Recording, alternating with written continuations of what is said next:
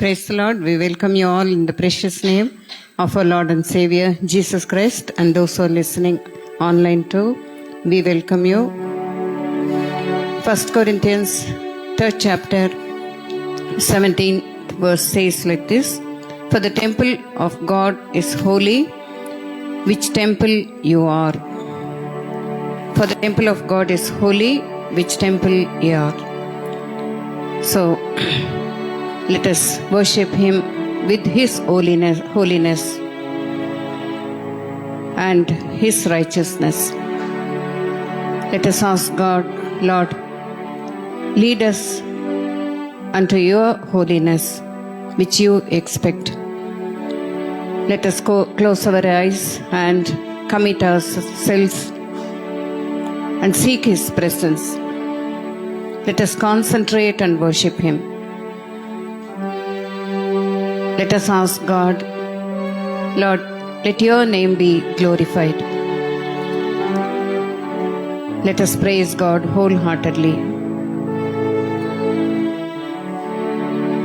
Let us ask for the oneness in mind, and also we have come from so many circumstances which may lead us into distractions, but let us ask God, Lord, help me to concentrate and worship you. Let me seek your face. Hallelujah. Jesus, we worship you, we praise you, we praise you, we praise you, Lord. Thank you for your presence, Lord. Your presence is in midst of us, Lord, and it surrounds us. Let us realize that your presence is here, and let us feel that your presence here is here in each and every session of this service. Bring glory to you, Lord. Only to you, Lord, we praise you, and we commit our soul, body and spirit. Lord, we know that we are protected, and in your presence there is fullness of joy. Lord, help us to worship with your holiness, Lord. We praise you and worship you. All this we ask in the precious name of our Lord and Savior, Jesus Christ. Amen. Amen. Hallelujah. Are we all rejoicing in Jesus? Not quite. I don't see smiles. All right. We're going to stand up to our feet. We're going to praise and worship joyfully because we are believers. How many of us believe we are believers? Amen. Hallelujah. Which means then we need to be rejoicing because we are victorious. Hallelujah. Jesus is victorious. The word of God says, for everyone who has been born of God overcomes the world. Do you believe you're an overcomer? Amen. Hallelujah. This morning we're going to worship God in all of our strength and all of our mind, the faith that God has given us. God tells us that whoever is born of God is an overcomer. It's easy for us to come to church and say, I'm going to be the best, the richest, and I'm going to be the strongest. Is that what it means to overcome the world? No. He's saying something more amazing, something more important, right? It's overcoming the world in its sinful desires, the influences of this world in our lives, and that's what Jesus gives us the ability to overcome. Hallelujah. And we all know what wretched souls we were. Yet, despite of who we are, God died on the cross. Jesus died on the cross simply because He could give us the victory. So let us joyfully clap our hands and sing and praises unto Him.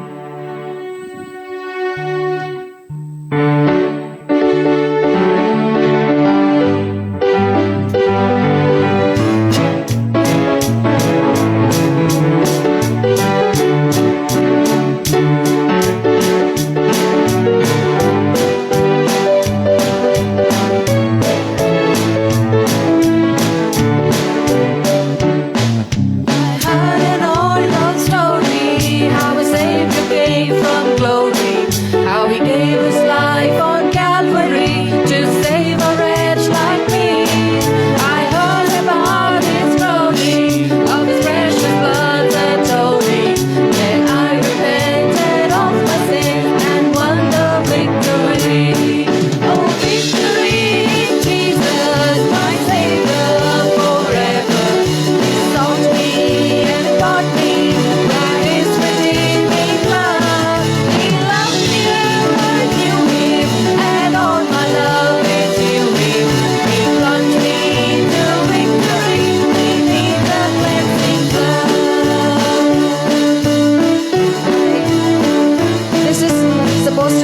joyful song.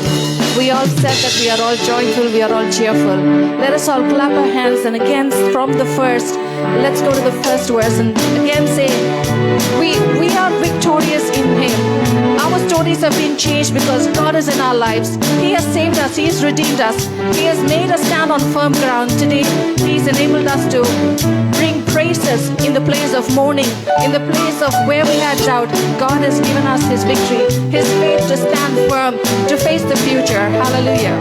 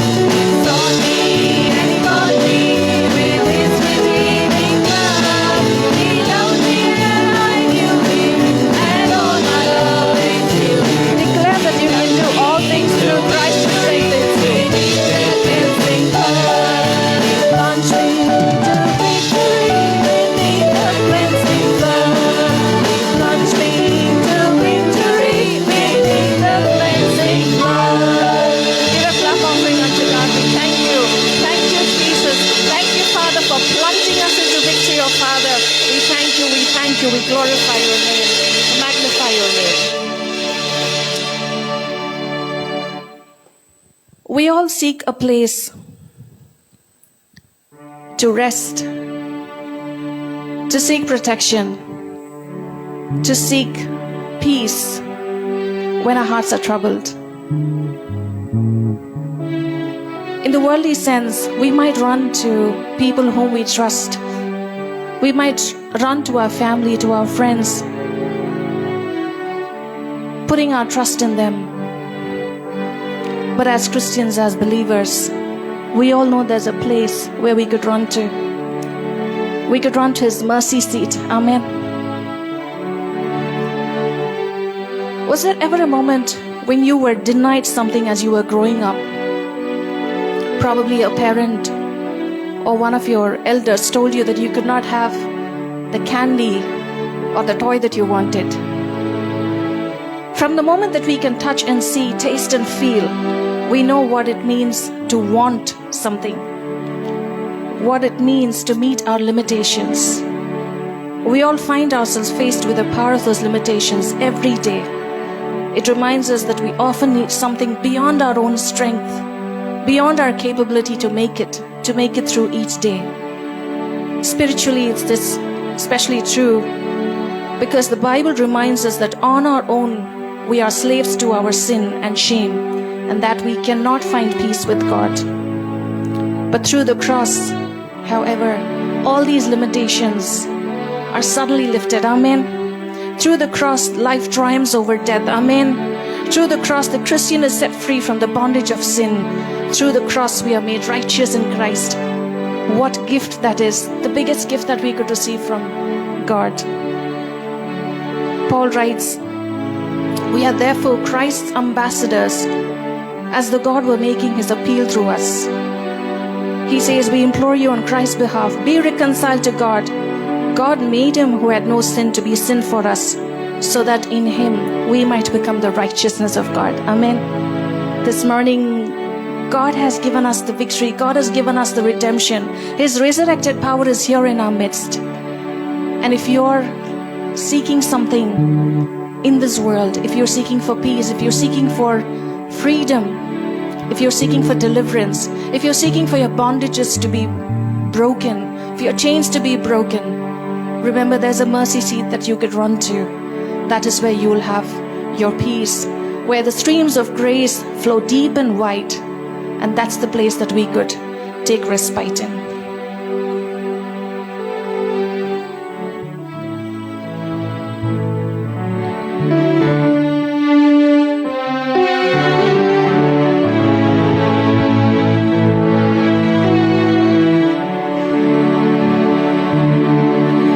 There's a place where mercy reigns and never dies.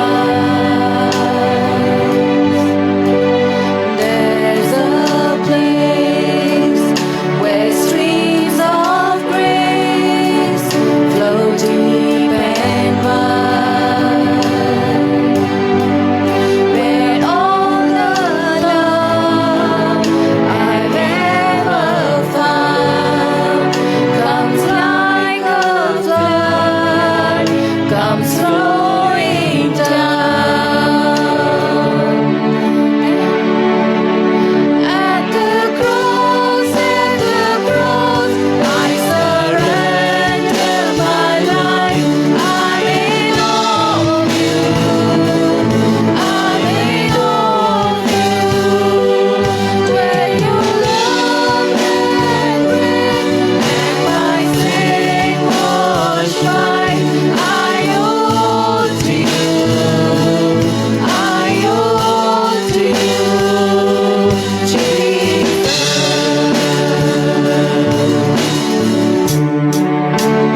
There's a place where sin and shame are powerless, where my heart has peace with God and forgiveness, where all the love I've ever found comes like a flood, comes flowing down. At the cross, I surrender my life. I'm in awe of you. I'm in awe of you. Where your love and grace and my sin washed white, I owe to you. I owe at the cross. At the cross, I surrender my life. I'm in awe of you. I'm in awe of you. Where your love and grace and my sin washed white, I owe to you. I owe to you. At the cross, come on, surrender yourself to him. Whatever you're experiencing, whatever you're going through, give it unto God. He's the solution giver. He's the one who can bring you out of your troubles. He's the one who's promised you life everlasting, never ever to leave you nor to forsake you. I owe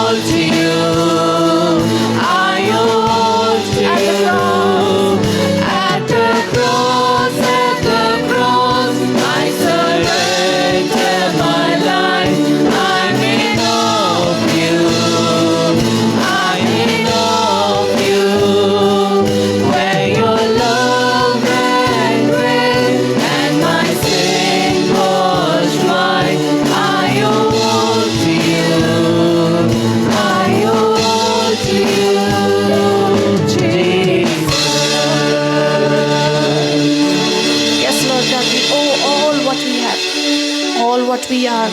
We thank you for this breath that you've given to us, this health and strength, this very day that you've brought us into your presence. We thank you. In one accord we could lift your holy name.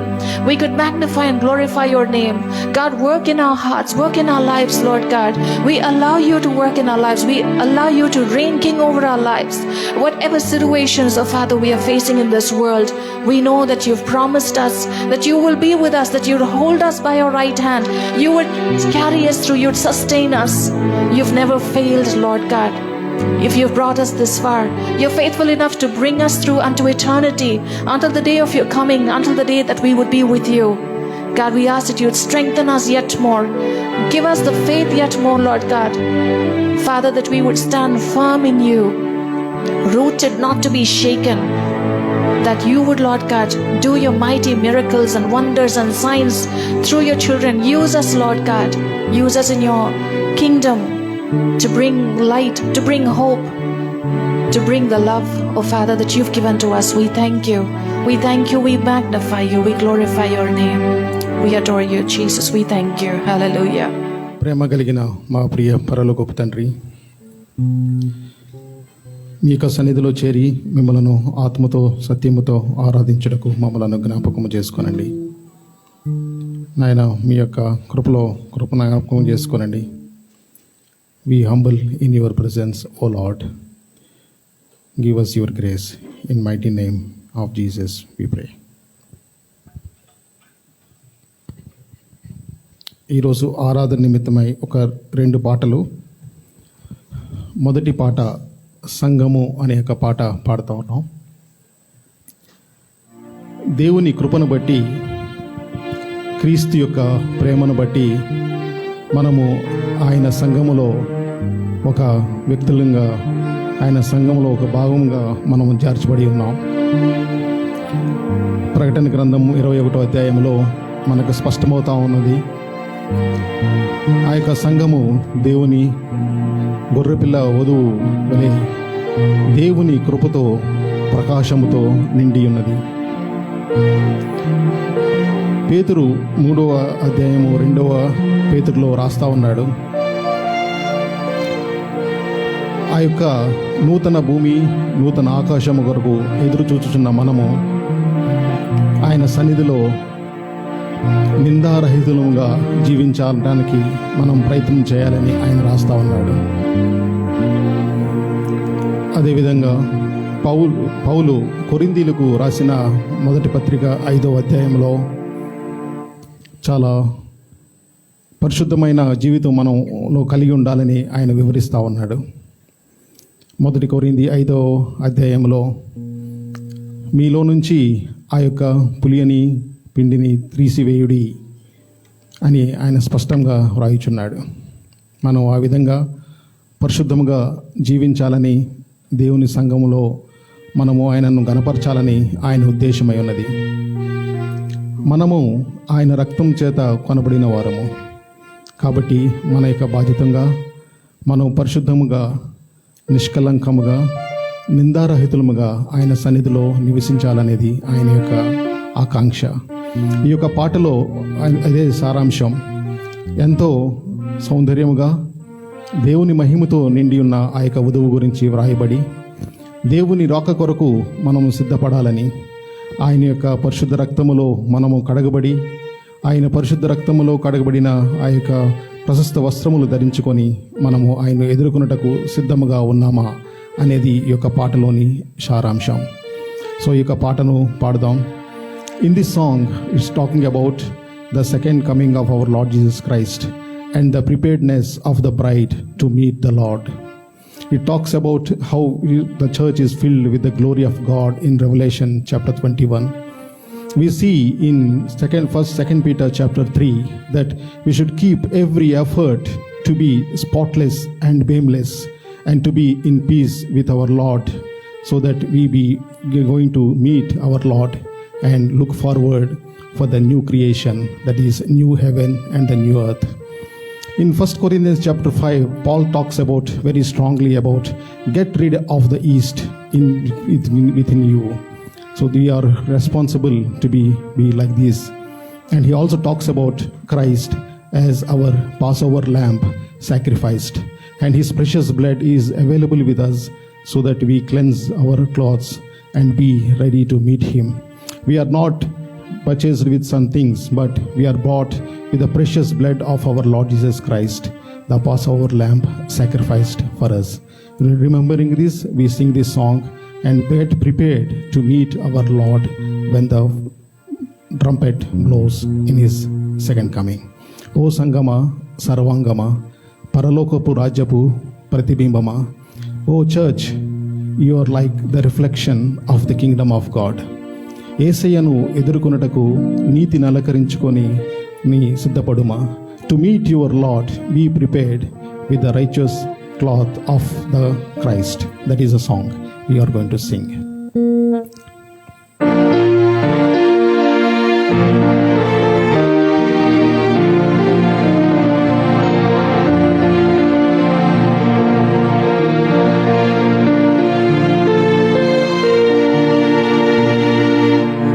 సంగమా సర్వంగమా పరలోక రాజ్యపు ప్రతిబింబమా మెస్సయ్యను ఎదుర్కొనగా నీతిని అలంకరించి సిద్ధపడుమా.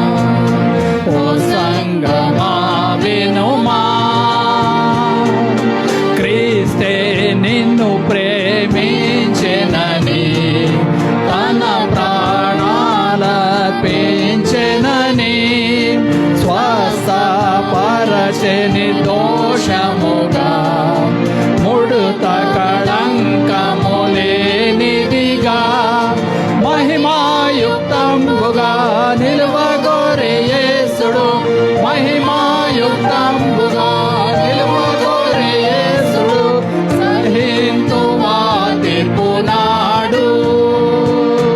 ఓ సంగమా సర్వంగమా పరలోక రాజ్యపు ప్రతిబింబమా మెస్సయ్యను ఎదుర్కొనగా నీతిని అలంకరించి సిద్ధపడుమా.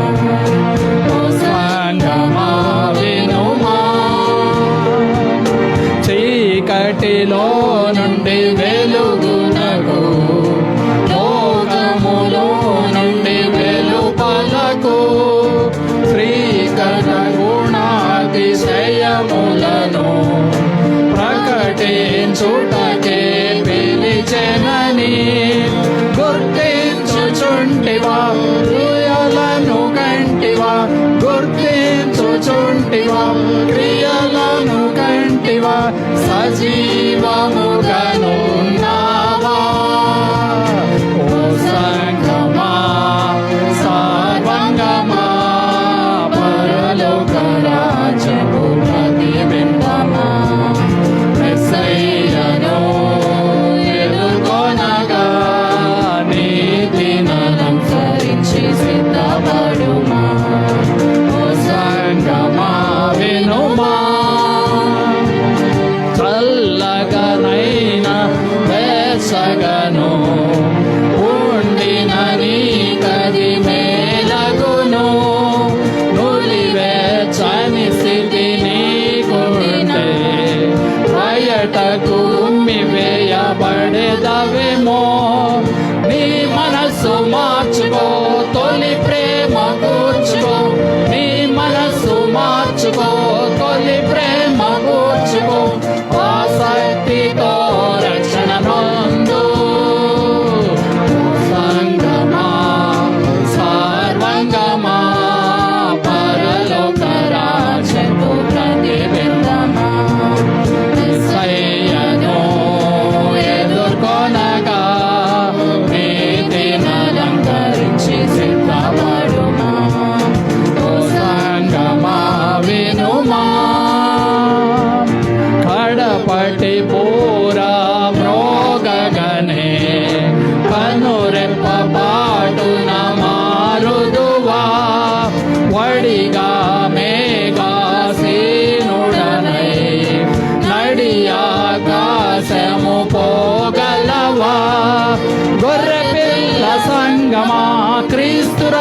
సంగమా, గొర్రె పిల్ల సంగమా, క్రీస్తు రాజు సంగమా, రాజుని ఎదుర్కొనగలవా? ఓ సంగమా, సర్వంగమా, పరలోక రాజ్యపు ప్రతిబింబమా, యేసయ్యను ఎదుర్కొనగా నీతిని అలంకరించి సిద్ధపడుమా. ఓ సంగమా వినుమా.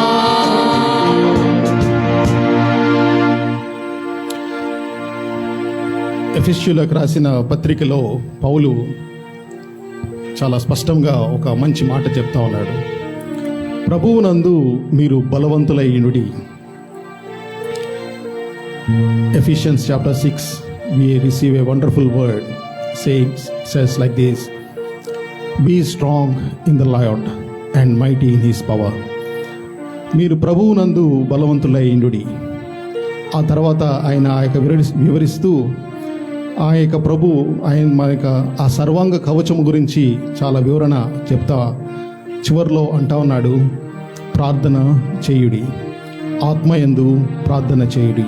And thereafter he explains about the armour of God and then finally concludes about the importance of prayer, to pray in the spirit. And we see the importance of the prayer while Jesus was on this earth talking to the disciples.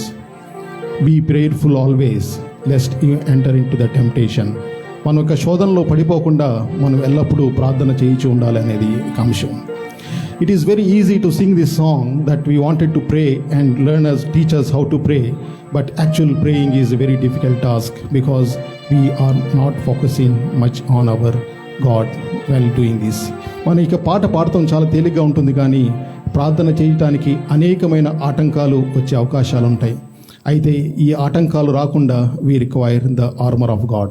That means to avoid this type of hurdles and situations, we should go again with the armor of God into the prayer to meet our Lord in His presence.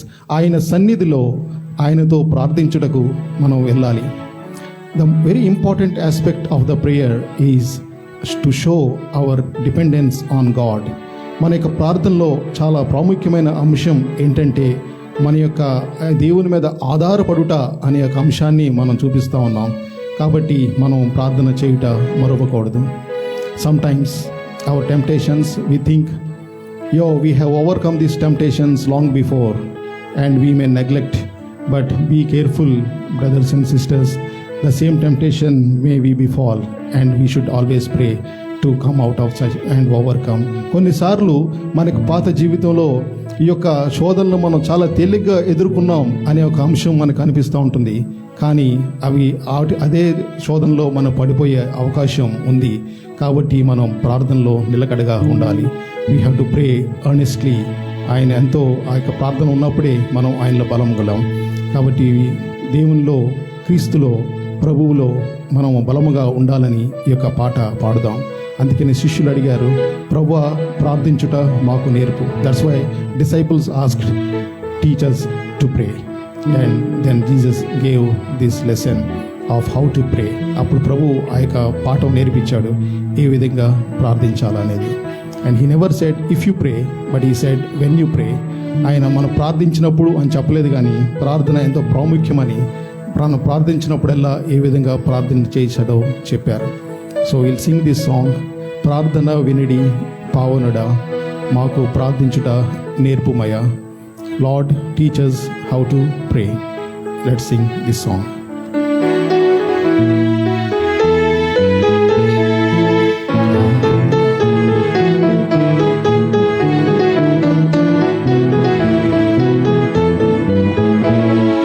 ప్రార్థన వినడి పావనుడా, ప్రార్థన మాకు నేర్పుమయా. ప్రార్థన వినడి పావనుడా, ప్రార్థన మాకు నేర్పుమయా. శ్రేష్టమైన భావము గూర్చి శిష్య బృందముకు నేర్పితివి. శ్రేష్టమైన భావము గూర్చి బృందముకు నేర్పితివి పరముడనేనో ప్రణుదించెదము పరలోక ప్రార్థన నేర్పుమయా ప్రార్థన వినిడి పావనుడా ప్రార్థన మాకు నేర్పుమయా పరమదేవుడవని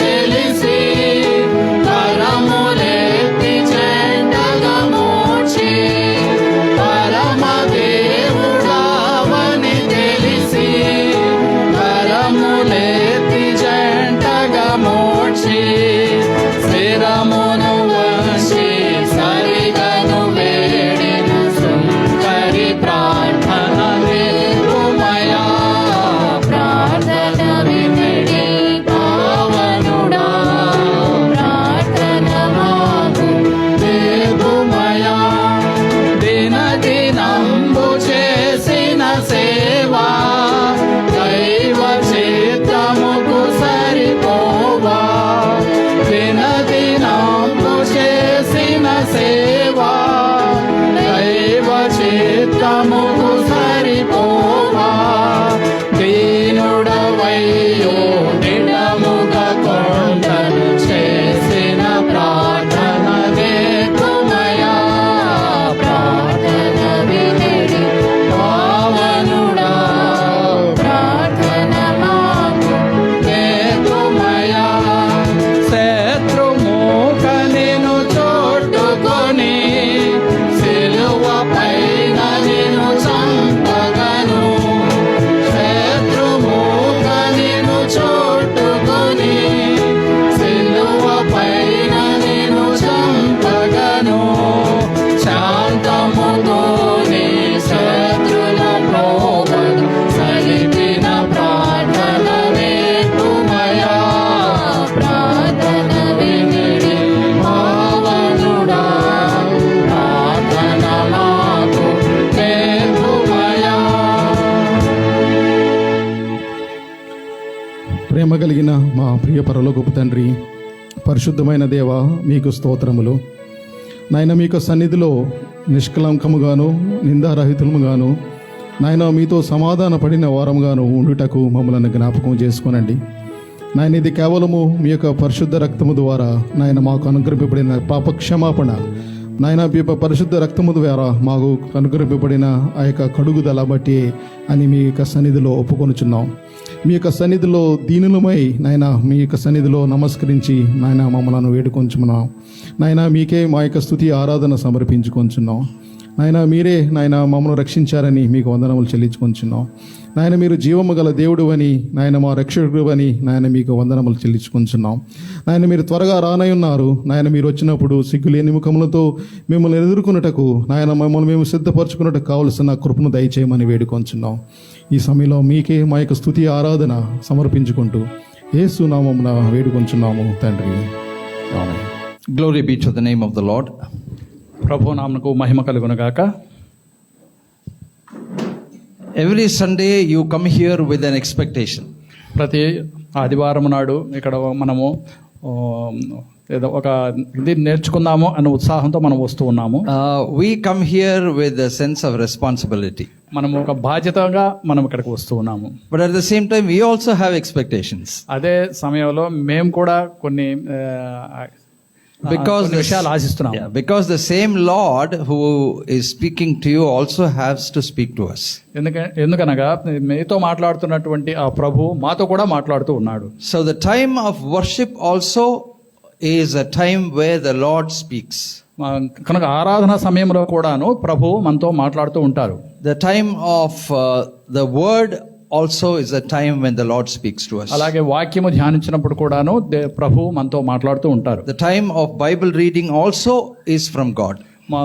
మనము వాక్యాన్ని చదువుతున్నప్పుడు కూడా ప్రభు మనతో మాట్లాడుతూ ఉంటాడు. So if our eyes are open and if our ears are open, beloved, we'll be truly benefited by all these blessings. మన యొక్క కనులు తెరవబడితే, మన చెవులు గన తెరవబడితే మనము దేవుని సన్నిధానములో నిజముగా ధన్యులంగా ఉంటాము. Coming to church is not ritual. ఆదివారం నాడు చర్చికి రావటం అనేది ఒక ఆచారం కాదు. Actually, we have to thank God because He has given us the strength and the privilege to come to church. ప్రభువుకి మనము ఈ యొక్క ప్రతి ఆదివారం నాడు ఈ విధంగా మనం ఒక సంఘముగా కూడుకొనుటకు ఇచ్చిన అవకాశాన్ని బట్టి మనము ప్రభువుకి వందనాలు చెల్లించాలి. So we must make the best out of this worship. కనుక మనము యొక్క ఆరాధనలో మనకు సాధనైనంత వరకు ఎక్కువగా మహిమ పరచాలి. And then the fourth part is the fellowship part. ఒక నాలుగవ విషయం ఏంటంటే సహవాసం కలిగి ఉండడం. We have to talk to each other and get to know each other and bless each other in the name of the Lord. మనము ప్రభు నామములో ఒకరినొకరు పలకరించుకోవాలి, ఒకరినొకరు దీవించుకోవాలి, ఒకరినొకరు ఆశీర్వదించుకోవాలి. So may the Lord bless this session of the word also. కనుక ప్రభు ఈ యొక్క వాక్య ధ్యానాన్ని కూడా దీవించును గాక. Today my topic is the difference between the theory of fate and the will of God. ఈ ఆదివారము మన యొక్క ఈ వాక్యము యొక్క ధ్యానము ఏంటంటే ఫేట్. మన యొక్క ఆ కర్మ సంబంధించినటువంటి దాని గురించి, అలాగే దేవుని యొక్క తలంపుల గురించి ఉన్నటువంటి ఆ వ్యత్యాసాన్ని మనం ధ్యానం చేద్దాం. A lot of people believe in the theory of fate. ఎక్కువ మంది ప్రజలు ఈ యొక్క కర్మ సిద్ధాంతాన్ని నమ్ముతూ ఉన్నారు. Destiny. గమ్యాన్ని. There are two kinds of beliefs when people consider about fate, the theory of fate. రెండు రకాలైనటువంటి సిద్ధాంతాలతో ప్రజలు ఈ యొక్క కర్మ సిద్ధాంతాన్ని నమ్ముతూ ఉన్నారు. Listen to me carefully. This message is definitely going to speak deep down in your minds for the rest of your lives. నేను మీకు తెలియపరుస్తున్నాను, ఈ యొక్క వాక్య ధ్యానము మీ యొక్క జీవితకాల పర్యంతము మీ యొక్క మనస్సులో నిండిపోయి ఉండాలి. Some people believe in the theory of fate, and that faith that they have the belief in does not involve God at all. There is no picture of God in their belief about fate. కొంతమంది ప్రజలు నమ్ముతున్నట్లుగా కర్మ సిద్ధాంతాన్ని నమ్మే ప్రజలు దేవుని గురించి వారి యొక్క సిద్ధాంతంలోనికి ఎప్పుడు తీసుకొని రారు. The first group of people, no God involved, fate, everything happens and let it happen, nobody can change it. ఆ మొదటి గ్రూపుకి తరగతికి సంబంధించినటువంటి ప్రజలు దేవుడు ఇందులో ఏమీ ఇన్వాల్వ్ అవ్వడు, మనం చేసిన కర్మ బట్టి మనము అనుభవిస్తాము అన్న సిద్ధాంతంలో ఉంటారు. The question is, if somebody asks what will happen, happen. ఎందుకు ఇలా అయింది, ఇలా జరిగిందంటే జరిగిందేదో జరిగింది అన్నట్లుగానే ఉంటారు. So the first group of people, they believe in fate and they are very safe people. You know why? Whatever happens, they simply accept.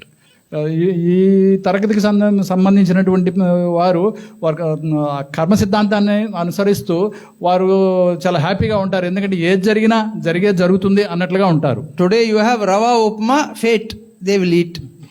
ఈ రోజు మనకి రవ్వ ఉప్మా ఉందంటే ఓకే, అది రవ్వ ఉప్మా మనకి ఈ రోజు ఉంది కాబట్టి దాన్ని తిన్నాము అన్నట్లుగా ఉంటారు. Tomorrow there is biryani, they'll say okay, it is my fate, today I have biryani, thank you Jesus. No, Jesus did not come there. Thank you fate, yes, eat.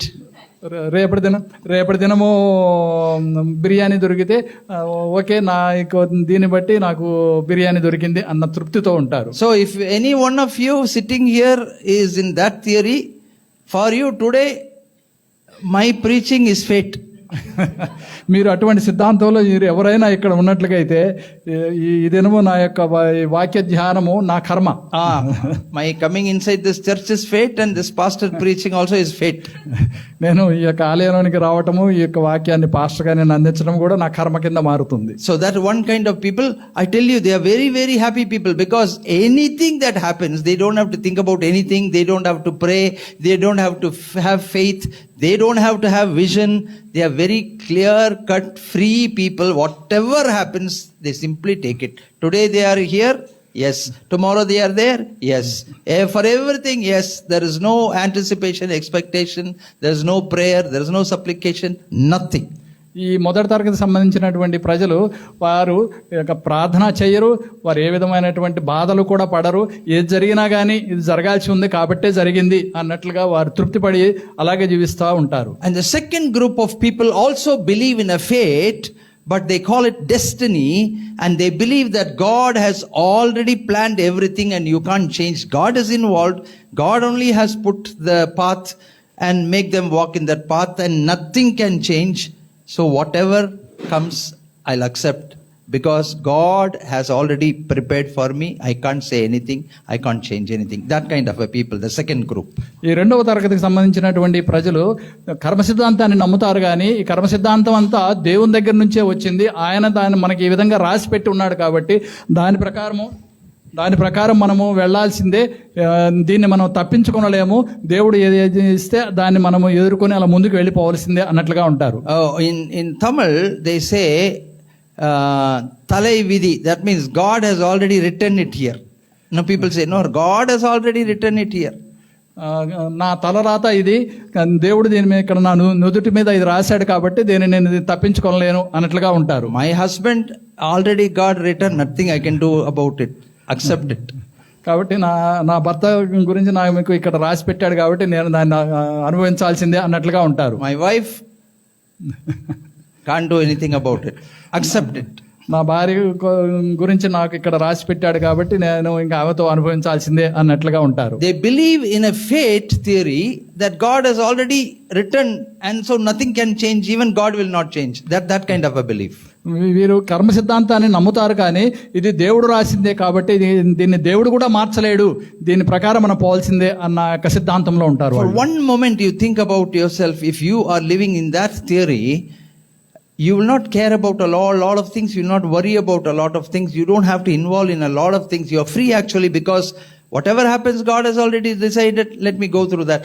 Very easy life actually it is. ఇక రెండవ తరగతిలో కనుక మనం ఉన్నట్లుగా అయితే మనము చాలా ఫ్రీగా ఉంటాము. ఎందుకంటే ఏ జరగాల్సింది ఉన్నా కానీ అది దేవుడు రాసి పెట్టింది కాబట్టి జరుగుతుంది, కాబట్టి దాన్ని మనము తప్పించలేము అన్నట్లుగా మనం ఉంటాం. So any circumstance under which they have to walk in life, perfectly all right, accept it. Because nothing can be changed. ఈ పరిస్థితులు గుండా నేను పోవాల్సి వస్తే తప్పకుండా పోవాల్సిందే, ఎందుకంటే అది నా కొరకు రాసి పెట్టి ఉంది కాబట్టి నేను పోవాల్సిందే అన్నట్లుగా ఉంటారు. Yeah, you don't have to pray, because by praying you are not going to change anything. ఎందుకంటే వీళ్ళు ప్రార్థన చేయరు, ఎందుకంటే ప్రార్థన ద్వారా మార్చవచ్చు అనేది వీరు నమ్మలేరు. But we are the third category, where we don't believe in that first category fate or the second category destiny, but we believe that all things have to happen in our lives because of the will of God in our lives. కనుక ఈ మూడవ తరగతి చెందినటువంటి మనము ఆ కర్మ సిద్ధాంతాల్లో మొదటి తరగతిలో ఉండము, రెండవ తరగతిని కూడా మనం నమ్మం, కానీ మనకు దేవుడి యొక్క ఆ చిత్త ప్రకారము మనము జీవించాలి అన్న ఇత్తోటి మనం ఉంటాం. So that is why we have struggles every step of our life. కాబట్టి మనము ప్రతి ఒక్క మెట్టులో కూడా మనం అనేక రకాలైన అవరోధాలు ఎదుర్కొంటూ ఉంటాము. Because God, when He created us, He has given us a will, self-will. ఎందుకంటే దేవుడు మనల్ని సృష్టించినప్పుడు మనకు సొంత మనసాక్షి అంటూ ఇచ్చాడు. Manasakshi or will? స్వీయ చిత్తాన్ని ఇచ్చాడు. Yes. And God also has a will for us. He has a will for us. ఆయనకు మన జీవితాల పట్ల ఆయన కూడా ఒక చిత్తం ఉన్నది. Our creator God has a will for us. మనల్ని సృష్టించినటువంటి సృష్టికర్తకు మన మీద కొంత ఆయనకు ఒక చిత్తం ఉన్నది. Oh, if it is just between these two, we will have a little bit of peace. We will also kind of give in to God's will now and then. మన యొక్క చిత్తము దేవుని చిత్తము మనం కలిసి మనం వెళ్తా ఉంటే మనం నెమ్మదితో సమాధానంతో ఉండగలము. But for us there is one more problem. కానీ మనకి ఇంకొక సమస్య ఉన్నది. There is the will of the evil one. ఇక్కడ మనకు సాతాను యొక్క చీకటి శక్తుల యొక్క ఆ చిత్తం కూడా మన మీద పనిచేస్తూ ఉంటుంది. He is waiting like a prowling lion. He is waiting to make you fall. His will he wants you to do.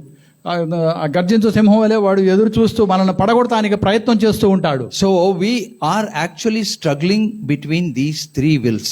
కాబట్టి ఈ యొక్క మూడు రకాల చిత్తాల్లో మనము పోరాడుతూ ఉంటాము. In your life, just think about yourself.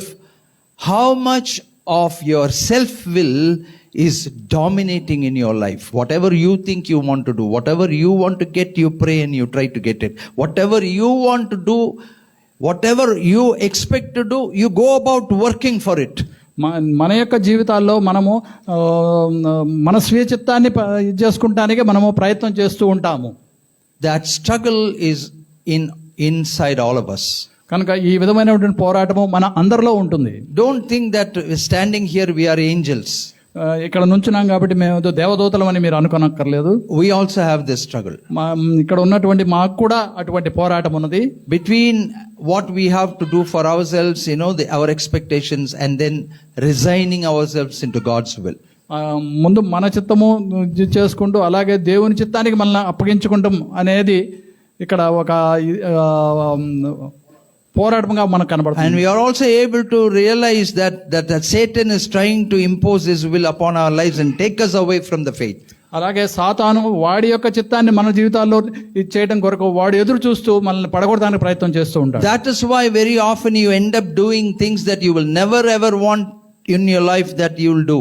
కాబట్టి మనము మనకి ఇష్టం లేని పనులు మనం చేయకూడదు అనుకుంటూ కూడా ఆ పనులు చేస్తూ ఉంటాము. So today I am going to very clearly speak to you as to how to yield to God's will. First of all, when you want to yield to God's will, you will have to find out how to find out the God's will. What is God's will? కాబట్టి ఈ దినము మొట్టమొదటిగా నేను మీకు చెప్పదలుచుకుంది ఏంటంటే దేవుని యొక్క చిత్తం మన జీవితాల పట్ల ఎలా ఉన్నది, దాన్ని మనం ఎలా కనుక్కొనాలి అనే దాని గురించి మనం ధ్యానం. So first prepare your hearts and minds that you will sincerely seek the will of God in all things about your life. మొదటగా మీ యొక్క హృదయాలను సిద్ధపరచుకొని దేవుని యొక్క చిత్తాన్ని వెతకడానికి మనము ప్రయత్నం చేయాలి. Not where it is convenient you seek your God's will, and when it's not convenient you seek your own will.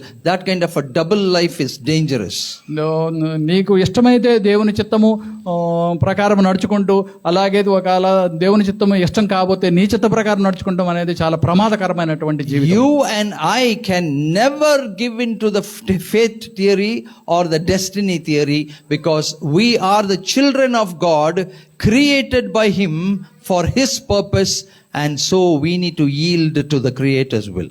కాబట్టి మనము ఆ కర్మ సిద్ధాంతము కానీ లేకపోతే దేవుడు నాకు ఈ విధంగా రాసి పెట్టాడు అన్న ఆ సిద్ధాంతాన్ని కానీ కాక దేవుని చిత్తము మన పట్ల ఎట్లా ఉన్నదో దాన్ని మనము తెలుసుకోవడానికి మనము ప్రయత్నం చేయాలి. So I am going to give you a few verses from the Bible to understand why we are to be governed by the will of God. కొన్ని వాక్యం ద్వారా కొన్ని వాక్యాలు మనము ధ్యానం చేద్దాము. అప్పుడు దేవుని యొక్క చిత్తం మన జీవితాల పట్ల ఎలా ఉందా అనేది మనకు కొంత అర్థమవుతుంది. Jeremiah 1:5 says that when you were born, even inside, when you were in the mother's womb, God saw you, God knew you, and God had plans for you. ఇర్మియా 1:5 ప్రభు ఏం చెప్తున్నాడంటే, నీవు గర్భములో రూపింపబడక మునిపే నేను నిన్ను ఎరుగుదును అని ఆయన చెప్తూ ఉన్నాడు. Yes, the same thing is reflected in Psalm 71 also. అలాగే కీర్తనలు 71లో కూడా ఇదే విషయం రాయబడి ఉన్నది. So the Creator God has a purpose for all of us. కాబట్టి మన సృష్టించినటువంటి ఆ దేవునికి మన జీవితాల పట్ల ఒక ఉద్దేశం ఉన్నది. Turn with me to Jeremiah chapter 29 verse 11. ఇర్మియా గ్రంథము 29వ అధ్యాయము 11వ వచనాన్ని ఒకసారి మనము చూద్దాం. For I know the thoughts that I think towards you, says the Lord.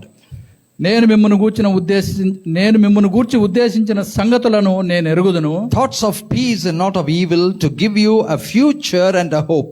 రాబో కాలమందు మీకు నిరీక్షణ కలుగునట్లుగా అవి సమాధానకరమైన ఉద్దేశములే గాని హానికరమైనవి కావు. This is one of the very famous verses in the Bible which we all know. I think we all know by heart. కనుక ఈ యొక్క వాక్యం చాలా మంది మీకు అందరికీ కంఠస్థము వచ్చి ఉంటుంది అని నేను అనుకుంటూ ఉన్నాను. The Creator God says, for I know the thoughts that I think towards you. నిన్ను సృష్టించినటువంటి ఆ దేవుడి యొక్క వాక్కు, నేను మిమ్మును గూర్చి ఉద్దేశించిన సంగతులను నేను ఎరుగుదును. Those are thoughts of peace and not of evil. ఇవి నిరీక్షణ కలుగునట్లుగా అవి సమాధానకరమైన ఉద్దేశములే కానీ హానికరమైనవి కావు. Those thoughts will give you a peace and future.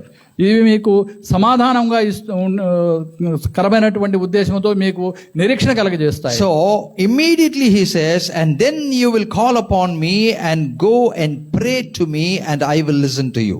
కనుక 12వ వచనంలో ప్రభువు చెప్తున్నాడు, మీరు నాకు మొరపెట్టుదురే అని, మీరు నాకు ప్రార్థన చేయుచు ఒత్తిరే అని, నేను మీ మనవి ఆలకింతును. And you will seek me and find me, and when you search for me with all your heart. మీరు నన్ను వెతకని ఎడల, పూర్ణ మనస్సుతో నన్ను గురించి విచారణ చేయనెడల మీరు నన్ను కనుగొందురు. I will be found by you, says the Lord. నన్ను నేను మీకు కనపరచుకుందును. Now these words cannot be separated. ఇవి మనము వేరు చేసే మాటలు కాదు. You cannot just preach 29:11. ఒక 29వ అధ్యాయం 11వ వచనం మాత్రమే మనము ప్రసంగం Because 12, 13 and 14 are connected to it. ఎందుకంటే 12, 13, 14 వచనాలు దానికి సంబంధించినవి. So the Lord says, if you have a heart to seek my will sincerely, when you call upon me, when you pray, you will find it. ఇక్కడ ప్రభు అంటున్నాడు, మీరు నన్ను పూర్ణ మనస్సుతో వెతకని ఎడల, నన్ను గూర్చి విచారణ చేయని ఎడల నన్ను కనుగొందురు అంటున్నాడు. Beloved, I am asking you this honest question this morning. ఈ ఉదయకాలంలో నేను మిమ్మల్ని ఈ యొక్క ప్రశ్న అడగదలుచుకున్నాను. When was it last in your life that you prayed to God, Lord, in this please show me your will? ప్రభువా, నా జీవితంలో నీ చిత్తము ఏంటో తెలియపరచమని మీరు ఆఖరగా ఎప్పుడు ప్రార్థన చేశారు? When was it last you said, Lord, let your will be done in my life? ఎప్పుడు ప్రభువా నీ చిత్తము నా జీవితంలో జరుగును గాక అని మీరు ప్రార్థన చేశారు? When we go in prayer, we go with our agenda. మనము ప్రార్థన చేసేటప్పుడు మన యొక్క చిత్తము, మన యొక్క ఉద్దేశాలు ఆయన దగ్గర ప్రార్థనలో పెడతాం. We go with our plans and purposes. మన యొక్క ప్లాన్స్, మన యొక్క ఉద్దేశాలు ఆయన దగ్గర పెడతాం. We tell God, Lord, these are all the things I am planning for my life and these are the things I expect of you. So please acknowledge this, please attest this. ప్రభువా, ఈ యొక్క రకాలైనటువంటి ఈ యొక్క plans నా జీవితంలో నేను ఏర్పరచుకున్నాను, దీన్ని మీరు స్థిరపరచండి అన్నట్లుగా ప్రార్థన చేస్తాం. Our prayers very often is like how we go to the provision store. మనం ఒక ప్రార్థనలు ఎలా ఉంటాయి అంటే, మనం ఒక కిరాణా కొట్టుకు సరుకులకు వెళ్ళినట్లుగా ఉంటాయి. Sir, 1 kilo sugar, 1 kilo oil, 1 kilo this and all pack and just give it to me. That's it. 1 kilo పంచదార, 1 కిలో కందిపప్పు, 1 కిలో చింతపండు ఇవన్నీ కలిపి నాకు ప్యాక్ చేసి And we will also say amen. అని మళ్ళీ తర్వాత చివరిలో మనం amen In a prayer, amen means only after God speaks we have to say amen. ప్రభు మనతో చెప్పిన తర్వాత మనం ఆమెన్ చెప్పాలి. We have no intention, we have no time. Whatever we say, we'll say amen. Let it be, you must do it. మనకి ప్రభు తిరిగి ఏం చెప్తున్నాడా అనే సమయం కూడా మనకు లేదు. మనం ఎంతసేపు మనం ప్రార్థన చేసేసి ఆమెన్ అని చెప్పేస్తాము. When was it last you said, Lord, may your will be done in my life? మన జీవితాల్లో ఎప్పుడు మనము ప్రభువా నా జీవితంలో నీ చిత్తము నెరవేర్చడానికి అని చెప్పి నెరవేరాలి అని ప్రార్థన చేస్తాం. Because the Lord says, pray unto me, call unto me, consult with me and I will answer you. కనుక ఇక్కడ ప్రభు చెప్తున్నాడు, నా కొరకు ప్రార్థన, నాకు మొరపెట్టండి, నాకు ప్రార్థన చేయండి, అప్పుడు నేను మీకు కనపరచుకుంటాను. Seek and you will find. మీరు నన్ను వెదకితే మీరు నన్ను కనుగొంటారు అంటున్నాడు. This is a promise of God. ఇది దేవుని యొక్క వాగ్దానము. Number 2. రెండోది Psalm 139. కీర్తనలు 139 సంకీర్తన. Oh, you go home and read that whole thing. The Lord, the psalmist very clearly says, Lord, I just cannot hide from you. ఈ యొక్క కీర్తన అంతా మీరు ఇంటికి వెళ్ళి మొత్తం చదవండి. ఈ కీర్తనలో కీర్తనకారుడు అంటున్నాడు, ప్రభువా నిన్ను తప్పించుకుని నేను ఎక్కడికి పోలేను అంటున్నాడు. You have hedged me from behind and you are holding me. You will not allow me to go on my own. ప్రభువా నేను నిన్ను విడిచి పోవటానికి నాకు అవకాశమే లేదు అంటున్నాడు. In 16 he concludes, your eyes saw my substance being unformed and in your book they were all written, the days fashioned for me when as yet there were none of them into reality. 16వ వచనం చూచినట్లయితే, నేను పిండమునై ఉండగా నీ కన్నులు నన్ను చూచెను, నియమింపబడిన దినములలో ఒకటైనను కాక మునిపే నా దినములన్నీ నీ గ్రంథములు లిఖితములాయను. This is what is the truth. ఇది నిజం, మన జీవితాల పట్ల ఉన్నటువంటి సత్యం. God has created us with a purpose. ప్రభువు మనల్ని ఒక ఉద్దేశముతో మనల్ని సృష్టించాడు. He has purposes and plans for your life. ఆయనకు మన జీవితాల పట్ల ఆయనకి కొన్ని ఉద్దేశాలు ఉన్నవి. But only when you consult him and pray to him and tell him, Lord, may your will be done in my life, that will take shape in your life. మనం ఎప్పుడైతే ప్రభువా నీ చిత్త ప్రకారం నా జీవితంలో జరుగును కాక అని చెప్పి మనం ప్రార్థన చేస్తామో అప్పుడే ఆయన ఉద్దేశాలు మన జీవితంలో జరగటం మొదలు పెడతాయి. If God sees you all the time wanting your will to be done in his life, he will sometimes give you up. Totally he will give you up. ప్రభు మనం ఎంతసేపు మనకు సంబంధించినటువంటి ఆ యొక్క ఎజెండా, ఆ లిస్ట్ మాత్రమే మనము చెప్తూ ఉంటే ప్రభు కొద్ది కాలం తర్వాత మనల్ని అలా పక్కన వదిలేస్తారు. And then you will get into all kinds of troubles. Then you will go and fall at his feet and say, Lord, may your will be done in my life. అటువంటి సమయాల్లో మనం అనేక రకమైనటువంటి ఇబ్బందులు ఎదుర్కొంటూ చివరకు ఆయన పాదాల దగ్గరికి వచ్చి, ప్రభువా నీ చిత్త ప్రకారం జరగని అని అప్పుడు. But if the Lord loves you, sometimes he will interfere in your will, he will break your will and he will impose his will upon Prabhu you. గాని మిమ్మల్ని ప్రేమిస్తూ ఉన్నట్టుగైతే మీ యొక్క చిత్తాన్ని ఒక్కొక్కసారి ఆయన అడ్డుకొని ఆయన చిత్తాన్ని చేయడానికి ఆయన ప్రయత్నం కూడా చేస్తారు. Have you experienced in your life any time the Lord broke your will to pieces and imposed his will? మీరు ఎప్పుడైనా మీ జీవితంలో మీ యొక్క చిత్తాన్ని ప్రభు అడ్డగించి ఆయన చిత్తం మీ జీవితంలో నెరవేర్చడానికి చేసినట్లుగా మీరు ఎప్పుడైనా గమనించారా? It may have been painful, ఇది ఒక్కొక్కసారి కొంచెము బాధాకరంగా ఉండొచ్చు, but later you realized it was the best plan. కానీ తర్వాత మీకు తెలుస్తుంది దేవుని యొక్క ప్లాన్స్ చాలా మంచిగా ఉన్నవి అని. And you thanked God for it. అప్పుడు మనము దేవునికి వందనాలు చెల్లిస్తాం. So beloved, it's very, very important that we yield ourselves to the will of God. కనుక మనము దేవునికి లోబడి ఉండటం అనేది చాలా ముఖ్యమైనటువంటి విషయము. Then now come with me to Romans chapter 8. Romans chapter 8 also has very beautiful verses which tell us that our Creator God has purposes in our lives.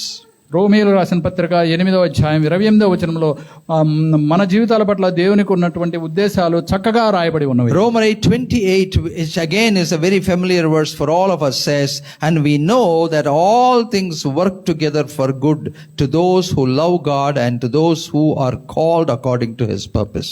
రోమా 8:28 మీకు అందరికీ కంఠస్థం వచ్చినటువంటి యొక్క వచనమే. దేవుని ప్రేమించు వారికి అనగా ఆయన సంకల్పము చొప్పున పిలువబడిన వారికి మేలు కలుగుటకై సమస్తమును సమకూడి జరుగుచున్నవని ఎరుగుదము. All things work together for good who submit their wills under the will of God. మేలు కలుగుటకై సమస్తము సమకూడి జరుగుతున్నవి ఆయన చిత్త ప్రకారము జరిగించడం కొరకు జరుగుతా ఉన్నవి. These words break that fate theory. ఈ యొక్క వచనాలు ఆ కర్మ సిద్ధాంతాన్ని పగలగొడతాయి. Yes, it makes that fate theory false. ఇది ఆ యొక్క కర్మ సిద్ధాంతము తప్పు అని ఇక్కడ వాక్యం స్పష్టంగా చెప్తుంది. Because verse 29 very clearly says, for whom he foreknew, he also predestined. ఇక్కడ 29వ వచనం చాలా స్పష్టంగా రాయబడి ఉన్నది. ఎందుకనగా తన కుమారుడు అనేక సహోదరులలో జ్యేష్ఠుడగనట్లు దేవుడు ఎవరిని ముందుగా ఎరిగెనో వారు తన కుమారుతో సారూప్యము గల వారొకటకు వారిని ముందుగా నిర్ణయించారు. No, I said only one part only, the first part. Yeah, predestined. తన కుమారుడు అనేక సహోదరులలో జ్యేష్ఠుడగనట్లు Yeah, దేవుడు ముందుగా ఎరిగాడు. I'll come to that next thing. Okay, right. Whom he foreknew, he predestined. కనుక వారు తన కుమారునితో ఎవరినైతే ఆయన ముందుగా ఎరిగాడో వారిని తన కుమారునితో సారూప్యం గలవాడు. Now, predestined, the theory of predestination. కనుక ముందుగా ఎరగటం అనేది అక్కడ స్పష్టంగా రాయబడి ఉన్నది. Why? To be conformed to the image of his son. ఎందుకు? ఆయన తన కుమారుని యొక్క స్వరూపములోనికి సారూప్యములోనికి గలవారొకటిగా ఆయన నిర్ణయించి ఉన్నారు. So that he can be the firstborn and we can be the brethren. కనుక ఆయన అనేక సహోదరుల్లో జ్యేష్ఠుడగునట్లు ఆయన మనకు సహోదరుడుగా ఉన్నాడు. So the foreknowledge of God about us and the predestination about us. కనుక దేవునికి మన జీవితాల పట్ల ముందుగా ఆయనకు తెలిసిన విధము అలాగే ఆయన మనకు ముందుగా నిర్ణయించింది ఇక్కడ మనకు స్పష్టంగా కనబడుతుంది. Moreover, whom he predestined, he also called. మరియు ఎవరిని ముందుగా నిర్ణయించాడో వారిని పిలిచాడు. Called, he has called us. ఆయన పిలిచాడు. And whomever he has called, he has justified.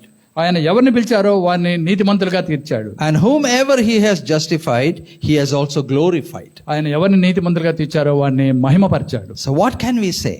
కనుక ఇక్కడ మనం ఏం చెప్పగలము? If God is for us, who can be against us? కనుక ఇప్పుడు దేవుడు మన పక్షాన ఉండగా మనకు విరోధి ఎవడు అంటున్నాను. Hallelujah. Hallelujah. And 32 is a beautiful verse. Who did not spare his own son, but delivered him up for us all. How shall he not with him also freely give all things? 32వ వచనము చక్కగా రాయబడి ఉన్నది. తన సొంత కుమారుని అనుగ్రహించుటకు వెనుక తీయక మనందరి కొరకు ఆయన అప్పగించినవాడు ఆయనతో కూడా సమస్తమును మనకెందుకు అనుగ్రహింపడు. So the God who has predestined us, who called us, who has justified us, who has glorified us, also is ready to give all the things according to his perfect will. కాబట్టి మనల్ని పిలిచినటువంటి ఆయన మనల్ని మహిమపరుస్తాడు, మనల్ని నీతిమంతులుగా తీరుస్తాడు. ఆయనే ఆయన చిత్తము మనలో నెరవేరుస్తూ ఉంటాడు. In Isaiah chapter 46 verses 9 and 10 says, I have spoken, I have purposed, I will fulfill. Isaiah chapter 46. యెషయా గ్రంథము 46వ అధ్యాయము 9-10 వచనాలు గాని మనము చూచినట్లుగా అయితే verse 9 and 10. If you have taken it, please read it.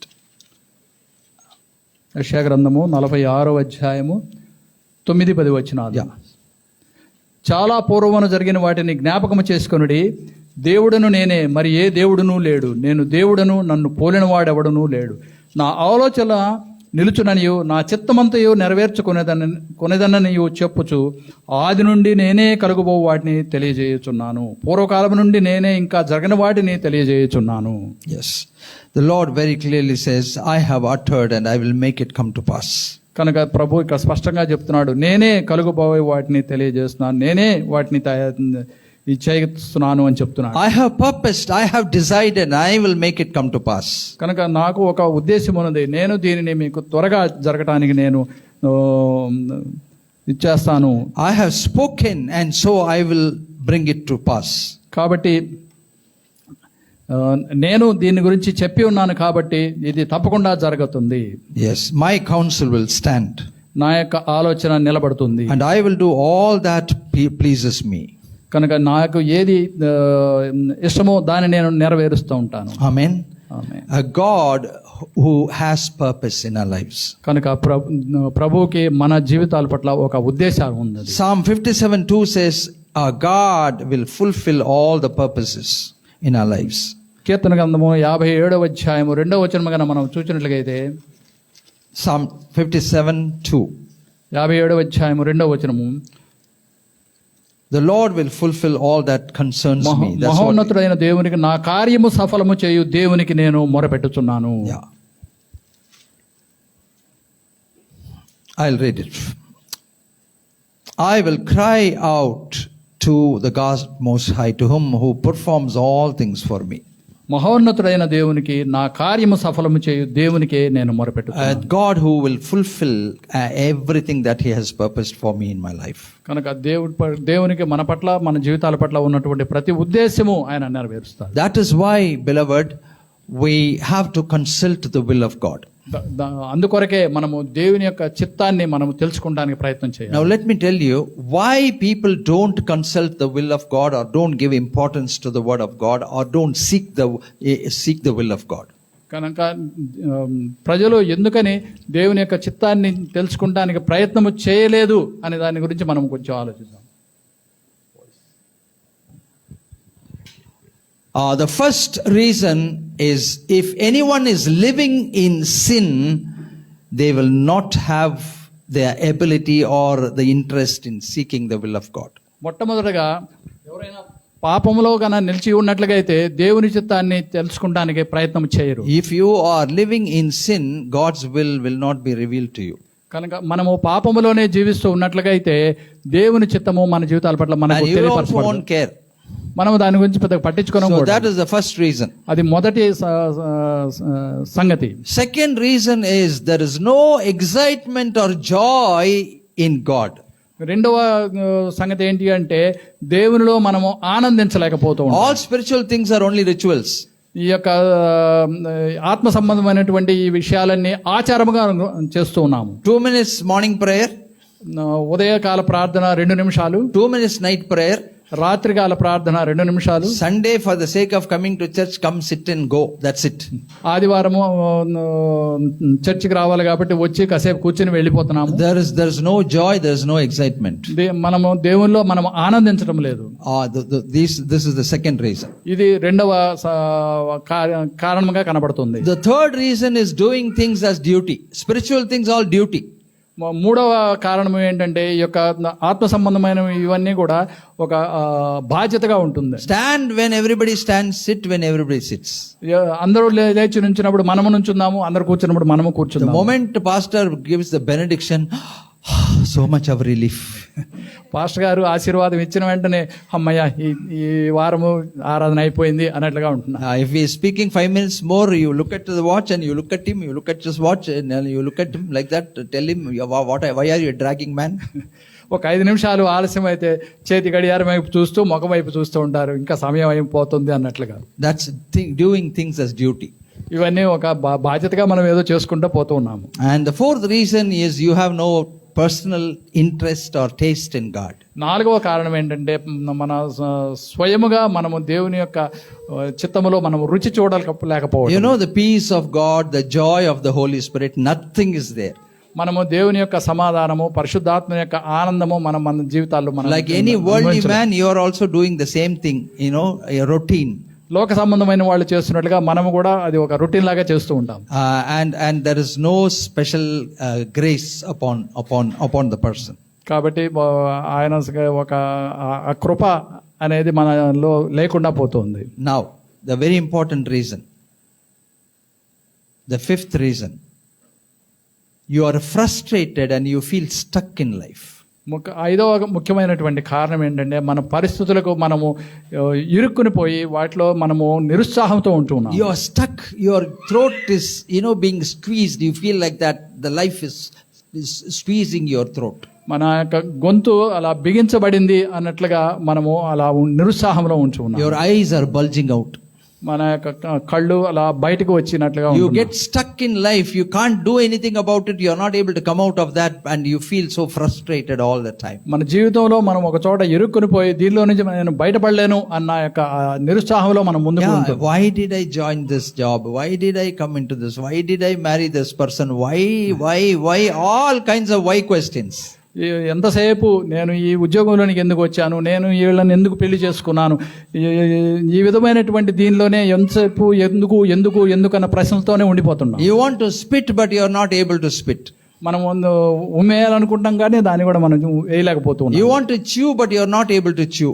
మనం దాన్ని నవలాలనుకుంటాము కానీ నవలేకపోతున్నాం. You want to swallow, but you are not able to swallow. మనం దాన్ని మింగాలనుకుంటాము కానీ మింగలేకపోతున్నాము. Stuck.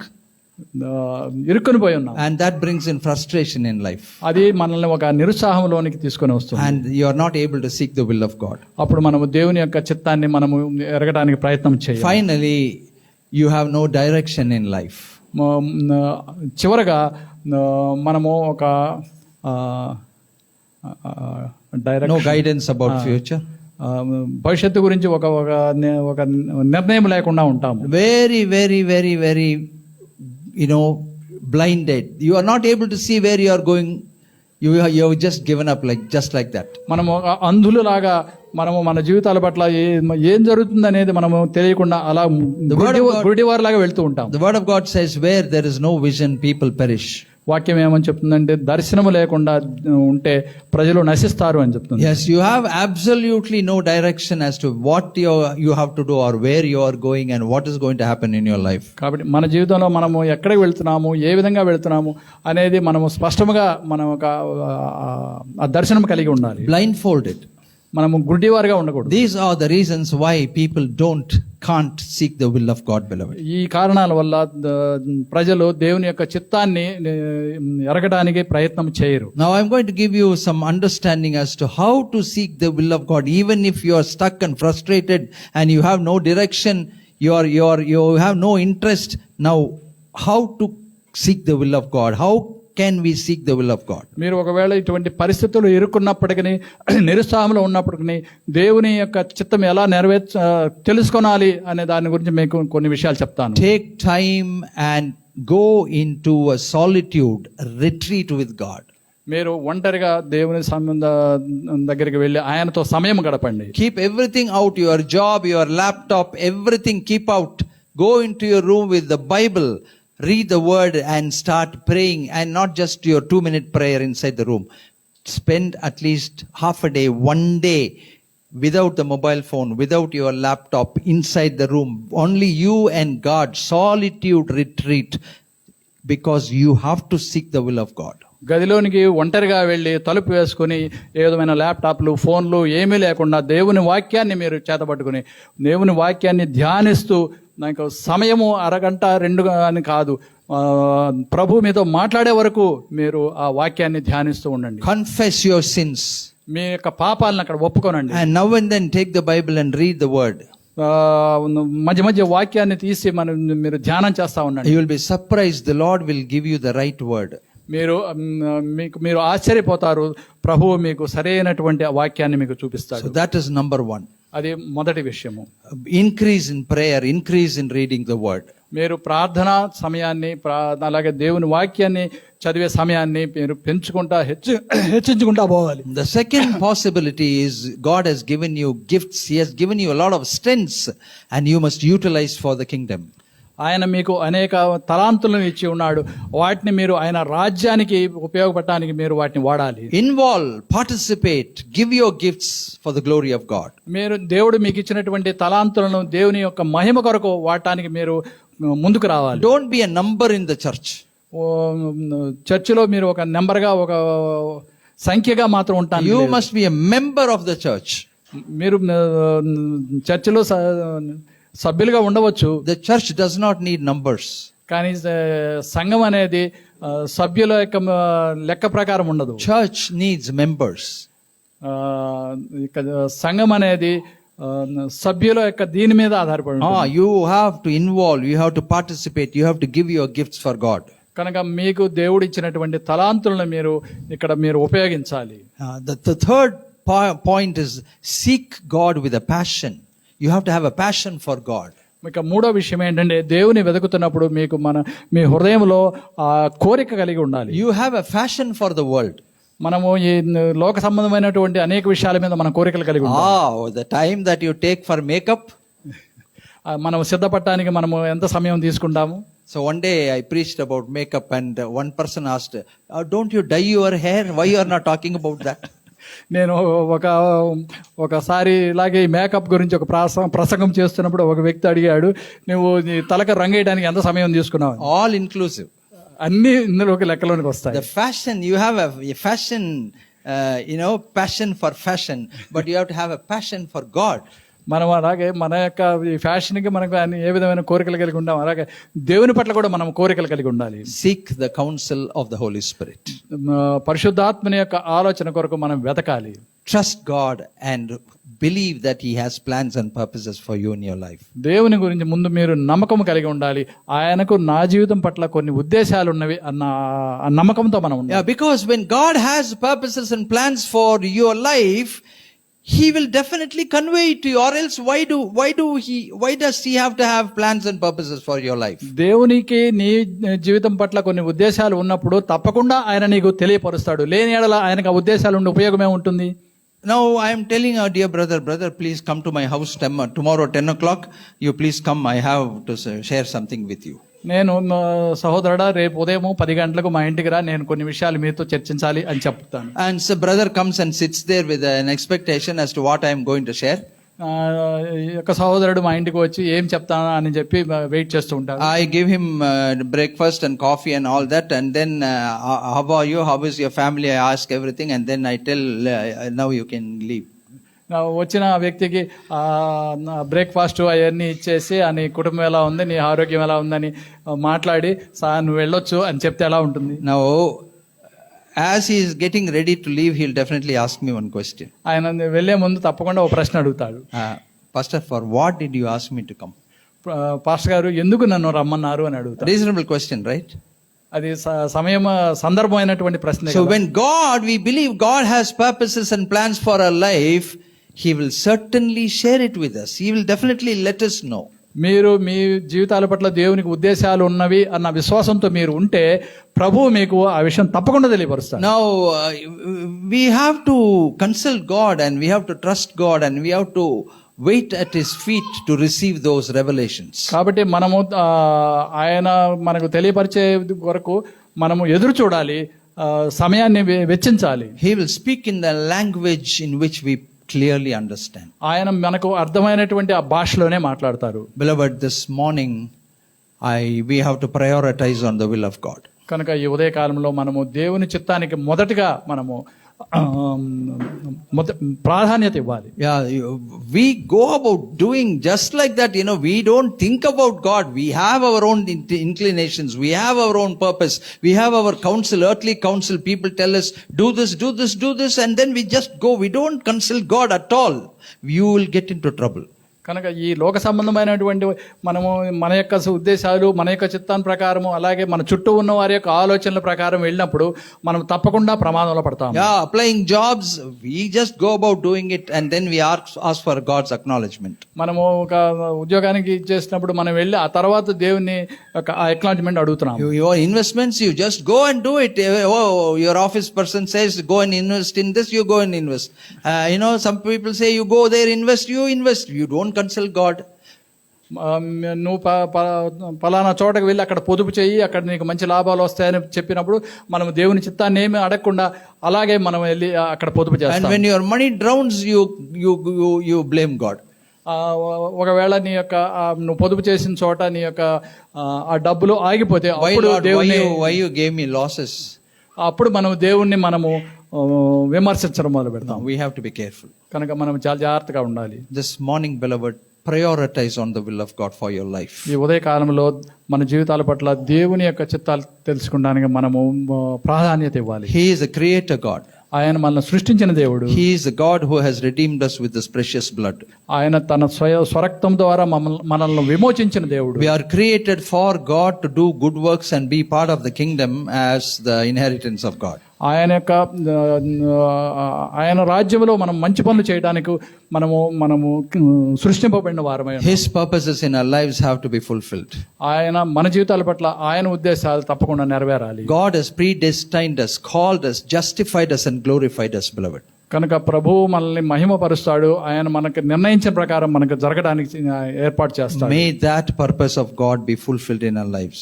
కనుక ప్రభువు ఏర్పరిచినటువంటి ఆ యొక్క నిర్ణయాలు మన జీవితంలో జరుగును. Whatever the Holy Spirit has spoken to you now, please yield and obey. కనుక పరిశుద్ధాత్మ దేవుడు మీతో ఏమి మాట్లాడాడో దానికి మీరు తల వంచి దాన్ని లోబట్టడానికి ప్రయత్నం చేయండి.